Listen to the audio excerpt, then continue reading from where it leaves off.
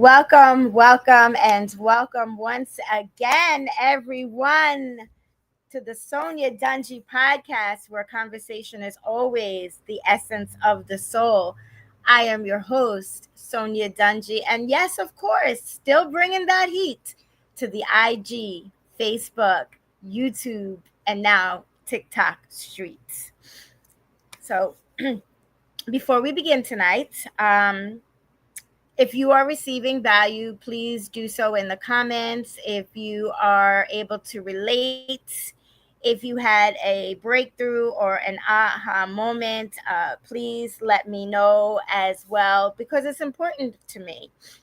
It's very important to me that I know that that value was definitely received. So, in that, episode 180 is being brought to you tonight by Always Destined for Greatness LLC, B Lips LLC, and Drip City Customs LLC as well. And I'm wearing B Lips lipstick. So, thank you so much for that. Um, so, tonight we're going to be celebrating Hispanic Heritage Month. And while we're doing that, we also will be learning more about its origin and a few of the Latinos who paved the way by shifting their perspective. And as you know, we've been talking a lot about shifting perspective and why should it change tonight. So we will be able to do that through the Latinos that we speak about as well. Okay. Um, and then again, so you could either do the V, you can do an R, you can do a relate. If you're watching live, of course, please let me know live. Or obviously, if you're watching the playback later, you can put replay in the comments as well. And what it does, it just really gives me that assurance that the topics that are being discussed on the Sonya Dungee podcast are positively received. And that's what it's all about. So, without further ado, we're going to start by kicking off Hispanic Heritage Celebration by first learning of its origin.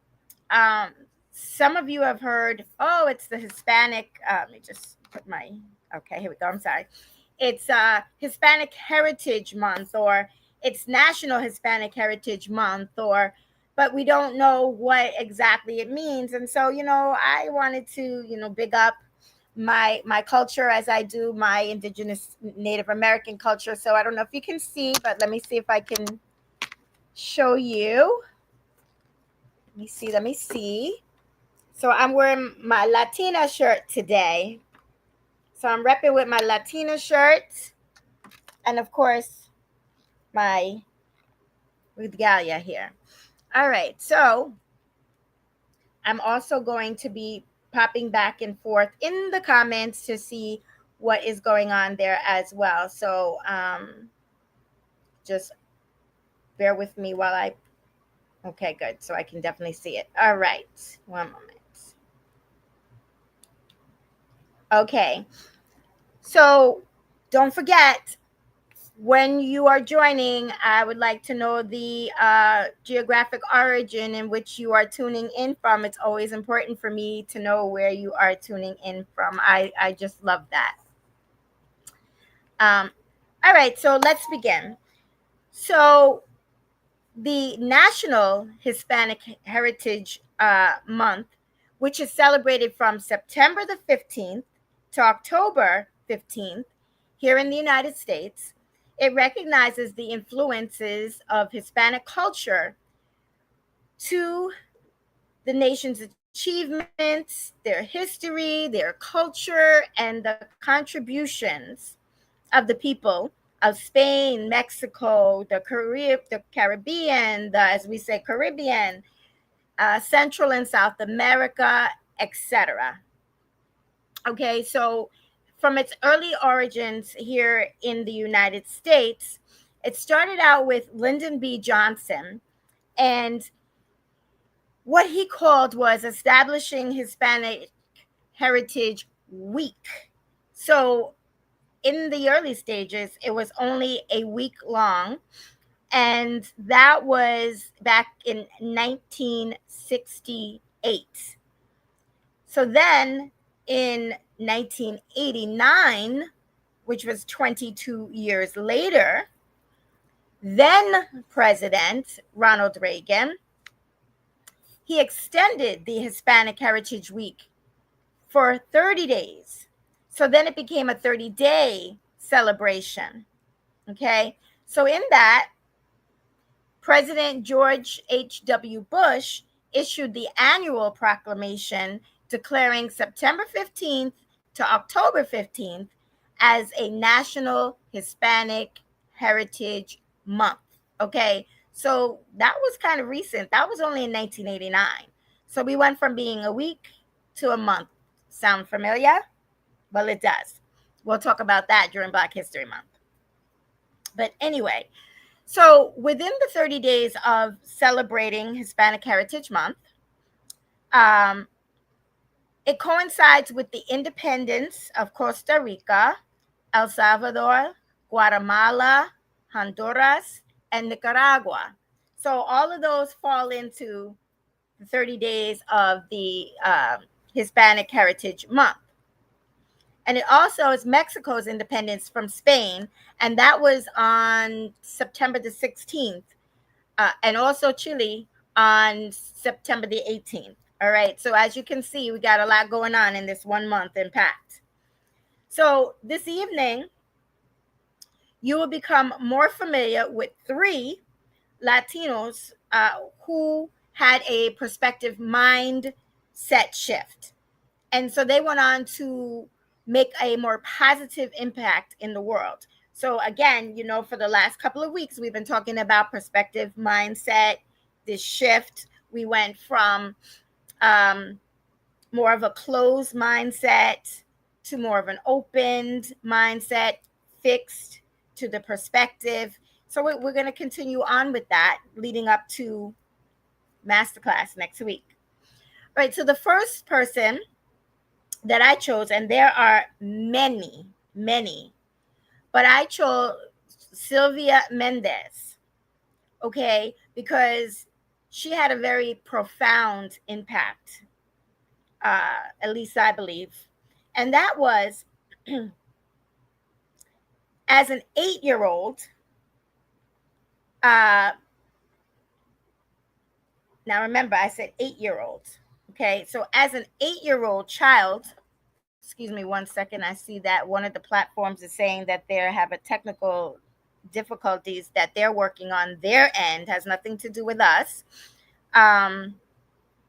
So I see, people have jumped over to Instagram. There's something going on with Facebook that they did say it's a technical error. They're working to get it fixed. So hopefully everybody will jump on to the next platform. If not, they'll catch the replay. But again, Sylvia Mendez, as an 8-year-old, she didn't have, okay, I see it's back there. Okay, she didn't have that full understanding of what racism was about. Now, she was only 8 years old. Kids don't know about racism. At least I would like to believe that they don't at 8 years old. Because remember, we teach children, we raise them from early and to love and respect everyone. So with that, at 8 years old, she didn't know about racism, especially as it pertained to school segregation. So with that, all she knew was that she wanted to attend a school that had plush grounds and an inviting playground, and it was lavish looking. It was inviting, like children wanted to go and play. And she did notice in her young age, though, that her Mexican school that she was attending, it was lacking all of that. Okay, so at that time, that was back in the 1940s, she didn't know the injustice of being denied an education due to her ethnicity. Okay, she didn't know, I repeat it again, the injustice of being denied an education due to her ethnicity. And sidebar, you might hear our AV guy, Namari. He's in studio and he's entertaining himself on his iPad. So you'll hear that. It'll just be some more of the celebration at hand. So, being that she didn't know the injustice of being denied an education because of her ethnicity, she had a conversation, a very deep rooted conversation with her mother. And it really sparked something in Sylvia where she no longer wanted to go to that all white school. Okay. She didn't want to be bullied anymore for being an attendee in that school anymore. Okay. Because kids were brutal. And she didn't realize that her family won her the right. They went to court and they fought for her to be able to go to that school, okay? And have the rights that the other children that were white attended, that she had the same rights that they did. She didn't know. However, her mindset shifted, okay? She had a perspective mindset shift. And in that, she had a desire, she had a mission. So once she was older and she retired from a career in pediatric nursing, get that, y'all, pediatric nursing, okay? She dedicated her life to sharing that story of what she went through as a child and the injustice that she suffered, okay? And that the family had to go to court to give her rights to be able to walk into a school and to be amongst other children her age. And what was different was the color of their skin. All right. So in that, she advocated for educational equity. Okay. She worked to ensure, equality, educational equality. She worked to ensure that future generations knew the importance of justice and equal rights. So, ladies and gentlemen, that was Sylvia Mendez. Okay. The second one is Jose Andres. And he is a Spanish American award winning chef and a humanitarian. He came to the US, he naturalized in the early 1990s. And he also had a mind shift. He had a perspective mindset shift. And that came after those devastating earthquakes in Haiti in 2010. Okay. And he went from, at that point, from solely focusing on culinary innovations to prioritizing humanitarianism. He was inspired to found the World Central Kitchen, known as WCK, World Central Kitchen. It's a nonprofit organization dedicated to providing hot meals to those that were affected by natural disaster. So he went from being an entrepreneur and solely about making his money by being a chef, okay, to noticing that this devastation changed lives and they were in need of food. And so by him changing his perspective, he no longer made it about himself. He became a humanitarian and thought about others and what he can do for them. Because remember, and you've heard me say it before, we don't use people to make money. We use money to help people. And that's exactly what he did. And so that, again, was Jose Andres. And lastly, we're going to talk about Gloria Estefan. And I was asked to speak about her. Um, when I was, kind of tossing the idea to my accountability partner, my sister, Coach Dawn Allen, about how I was going to use the platform of sharing what um, celebrating Hispanic Heritage Month was really about, but keeping in mind a perspective mindset shift. And so she asked me to speak about Gloria Estefan, and I thought about it. I did some more research. I didn't know quite a bit about her, but it fit perfectly. So thank you for that, Coach Dawn Allen. So Gloria Estefan is a Cuban American singer. She's a songwriter, she's an actress, and an entrepreneur. She's also an 8-time Grammy Award winner and a Presidential Medal of Freedom recipient. Okay? So in March of 1990, Gloria sustained a life threatening cervical fracture of her spine when her tour bus was involved in a near fatal crash. Okay? And because of what happened to her, her perspective on many things changed, obviously. So her purpose was on philanthropy. She focused on gratitude also, and not so much about being in control. She had to learn to accept support of others and appreciate the simplicities of life. And we talk about that all the time, about willpower alone will never never outdo community. And those of you who don't know my story, I'll share that with you.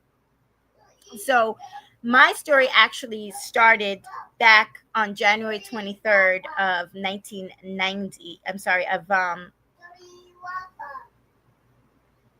yes, Lamar, I'm sorry.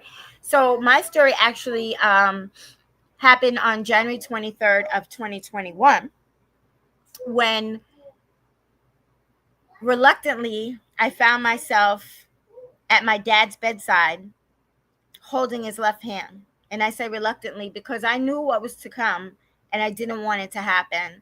And so I figured maybe if I don't show up, if I don't look at him, if I don't hold his hand, miraculously it won't happen. But unfortunately it did. So as I watched my dad, I looked into his eyes and I saw a tear come rolling down his cheek. Excuse me. And I saw him take his last breath here on this earth and his first breath in heaven. So as a result of that, I immediately spiraled out of control. I went into a dark place. I was stuck. I was broken. My heart ached. I anticipated a phone call every morning from my father, every afternoon, every evening, a doorbell ring with Sonya Simone, I brought breakfast, or Sonya Simone, where are we going for lunch today? Or a phone call with him shouting out the answers, cheating to one of his favorite game shows before I can even respond. And this went on for 342 days. I was stuck. I couldn't move. I couldn't focus. I felt isolated. At that time, I had 3 grandchildren. Now I'm blessed with 4. I spent no time with them at all. I non-intentionally isolated myself from everyone. I did intentionally not tell them how I was feeling because I knew that my family was grieving. I knew that my friends, some were grieving because they had a very close bond with my father. And I didn't want to add that extra burden of talking about how I was really feeling, because I felt like by me sharing how I was truly feeling, it would be selfish because it would just add to their burden of grief. And I didn't want to do that because I loved them too much. So I didn't tell them. And I was that hamster, that gerbil, if you will, doing the same thing, if you will, on the wheel every day, just going around and round. I stayed in my room all the time. I only came out, walked across the living room into my shishi room to do my 7.5, 8 hour, whatever my tour was I was assigned for, shut everything down at the end of the day, walk back across the living room into my bedroom, shut the door. The only time anyone ever saw me was when I was rushing out to the cemetery for that closeness with my father, um, that I wanted to feel, knowing that his ashes was beyond the calabarium wall. And this went on, as I said, for 342 days when enough became enough. I had lost a lot of weight without even trying. I just couldn't do it anymore. I knew that wasn't what my father would have expected of me. I knew that I had more life ahead of me than I had behind me. I knew that my life was full of purpose. I had a walk. There was voices that were waiting for me. Um, I was a leader, and I had sheep to lead. And in that willpower alone wasn't cutting it for me. And so that's when I had that perspective change, when enough became enough. And that's when I decided that I had to invest in myself. And by doing so, find a mentor or coach. And in that brought a community of like-minded, uplifting members that would hold me accountable, call me out if the need be, but love supported me unconditionally and didn't judge me. And that's what I needed. And as a result of me pouring into myself, attending classes, I'm a forever learner. My mentor told me something that will forever stick with me. He said if I was coachable, if I was teachable, if I showed up, if I did the work, he would help me. And in the beginning, I thought I was doing it for him. Soon realized I wasn't. He knew what I was capable of doing. He knew what he was teaching. It was me, myself, and I. And I showed up. And I still continue to show up. And I show up that this is episode 180. And it's not about the numbers of how many episodes or anything, patting myself on the back. It's not about that. What it is it's showing up because my philosophy is you never know who's going to need to hear what is being presented. Just like I needed to hear, but I didn't know where to go. I didn't know about an episode. I didn't know go to on social media. I didn't know who to turn to. I was directionless. I didn't know. And so that's why we do this podcast week after week after week. And that's why I'm sitting in front of you today, being fully transparent and sharing my story. So thank you for listening. So in that, going back to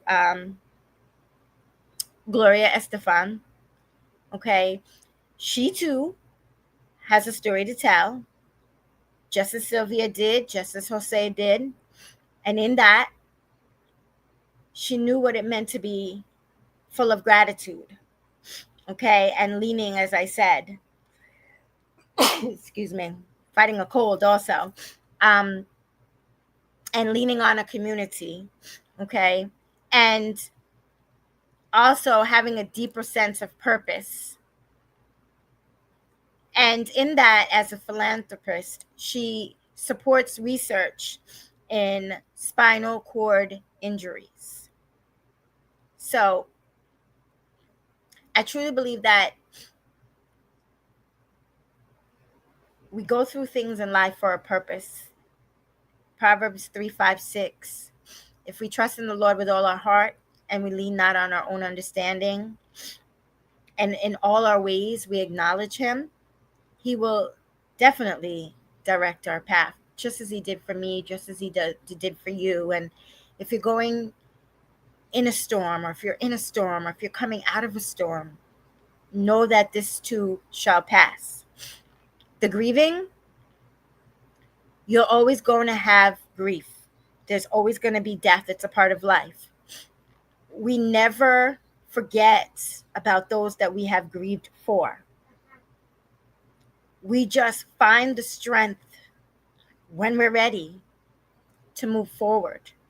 And that's what I do as a transformation coach. You see, I help those that are struggling in hardship and in grief and in life challenges go from that struggling in silence and feeling broken with no direction and no end in sight. I get to help them become resilient and empowered with an attitude of expectation and of excellence so that they can too achieve their economic excellence, and they too can learn how to walk fully in their God-given purpose and hopefully emulate so that they can help those that they were called to serve as well. So with that being said, I want to also invite you tonight, if you haven't already registered, a week from today, 7 p.m. Eastern Standard Time, on a Zoom free masterclass called the Boss Masterclass. I will be presenting 5 key considerations to cultivate an abundant perspective mindset. The seats are filling up fast. There is limited seats that are available. It's based on first come, first serve.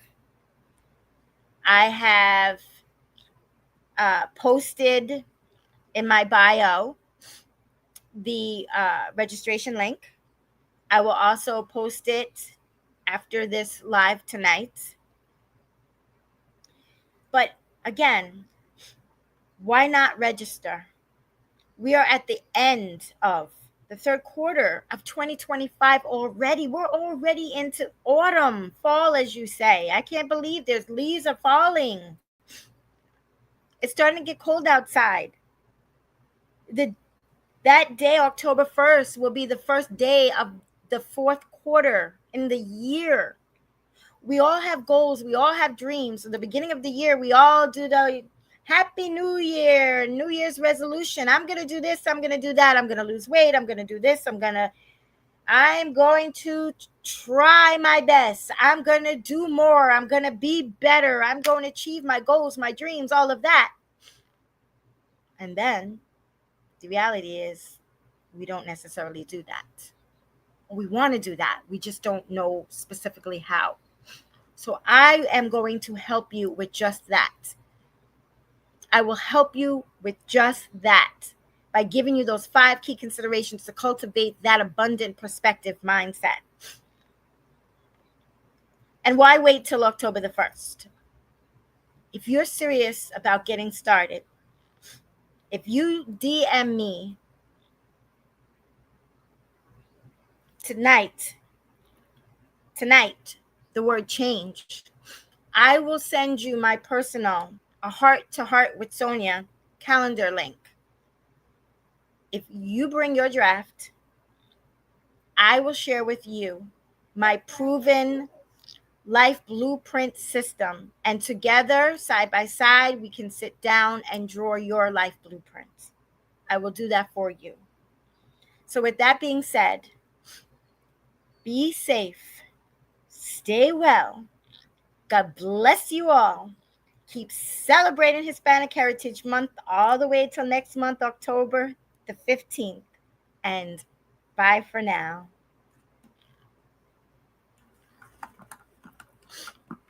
By the way, excuse me, I'm sorry.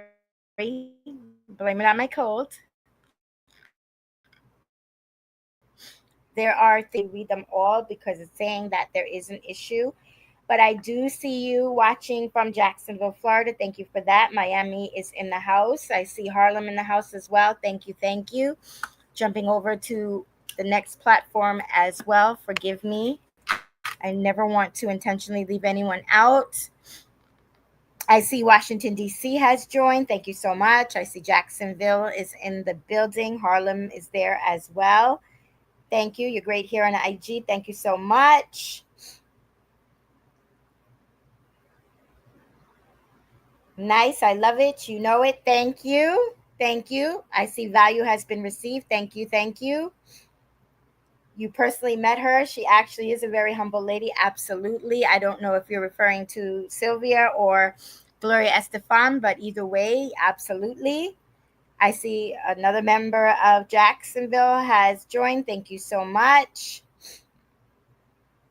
I remember that girl. You're amazing. Your story is definitely valuable. Thank you so much. Uh, you so loved him, Sonia, and you have a wonderful and close relationship. You had a wonderful and close relationship. I absolutely did, and I'm so grateful for that. That's a tremendous blessing. Thank you so much. I so agree, people. Sonia is a major blessing. Thank you for being so vulnerable. Oh, thank you. Thank you so much. You did an amazing job with a lot of resilience. Thank you. I appreciate you all. You do in a huge way. Thank you. I love your Zoom classes. Thank you. You're pre-registered. Yes, Harlem. Thank you. I hear you. The registration link is out and you are good to go. The Be Iconic community is a phenomenal community. Mr. Darren Walker, I know, is so proud of you all. And he pours so much in you all.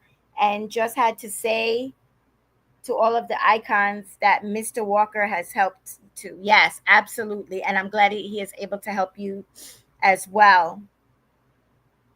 You don't want to miss it. Nope, you don't want to miss that masterclass. You do not. Thank you for that. Achieve goals and dreams. You're amazing. And believe me, this world is a better place because all of you. God bless you. Value, value. I see you. I see you. I hear you. Thank you. Value filled podcast tonight, Icon. Thank you once again. Thanks a lot for always sharing value. Amen. I have North Carolina is in the building. Yes, you're referring to Gloria. Thank you. I always tear up when I hear your story about your dad, Sonia. Thank you so much again. God bless you all. I so appreciate the comments, and I wish that they were here to stay, but unfortunately they are not. But by me reading them, they are forever etched in the content of the Sonya Dungee podcast. So thank you all for that. I'm glad I took the time to go back and read. And on the Facebook platform, I promise you all that I can read, I promise you I will read it. They are having some technical problems that are far beyond my scope. And so it was reassuring that they did say that they are aware that there are some technicalities. And so I'm good with that. And so, with that being said, again, thank you all for joining. Know that I appreciate you. I appreciate your support. I love you all. And bye for now.